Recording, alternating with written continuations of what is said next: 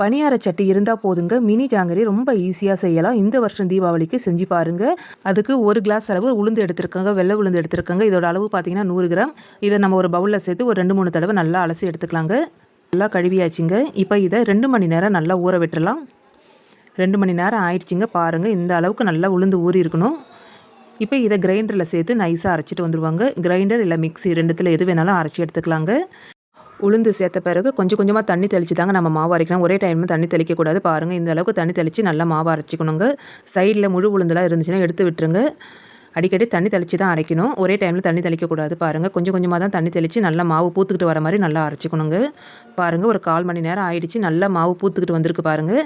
அவ்வளோதான், நமக்கு மாவு ரெடி ஆகிடுச்சிங்க. இப்போ நம்ம மாவை வடிச்சிக்கலாம். இப்போ அரைச்ச மாவை கையால் இதுமாரி நல்லா குழப்பி விட்டுக்குங்க. நம்ம இன்றைக்கி கலருக்கு ஃபுட் கலர் தான் சேர்க்குறோம். கேசரி பவுடர் ஆரஞ்சு கலர் இருக்கும் பாருங்கள், அந்த கலர் தான் நான் சேர்த்துக்கிறேன். கொஞ்சமாக சேர்த்துக்கலாம். அடுத்தது கொஞ்சமாக உப்பு சேர்த்துக்கிறேங்க. இப்போ விஸ்கால் நல்லா கலந்து விட்டுக்குங்க. ஜாங்கிரி வந்து நல்லா கிறிஸ்பியாக முறுமுறுன்னு கிடைக்கிறதுக்கு நம்ம வந்து கார்ன்ஃப்ளவர் மாவு சேர்த்துக்கலாங்க. ஒரு 4 ஸ்பூன் அளவு கார்ன்ஃப்ளவர் மாவு சேர்த்துப்போம். இதோட அளவுன்னு பார்த்தீங்கன்னா 50 கிராம் அளவு இருக்கும்.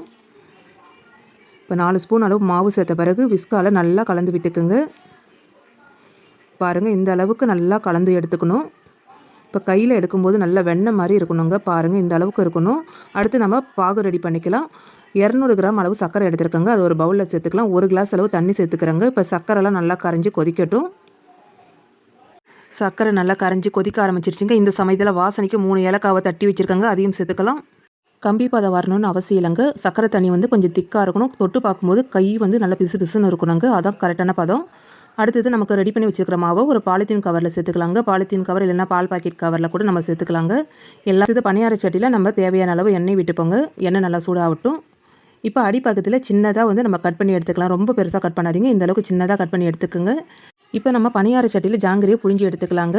நம்ம வானலில் பொழியறதோட பணியார சட்டியில் பொழியறது ரொம்ப ரொம்ப ஈஸியாக இருந்ததுங்க. அடுப்பை வந்து மிதமான தீயில வச்சுட்டு செய்யுங்க. அப்போ தான் நல்லா வெந்திருக்கும். இப்போ அடிப்பகுதியில் நல்லா வெந்த பிறகு திருப்பி விட்டுக்கோங்க. இது வேகிறதுக்கு ரொம்ப நேரம் எடுத்துக்காதுங்க. ஒரு 2லேருந்து 3 நிமிஷம் தான் தேவைப்படும்.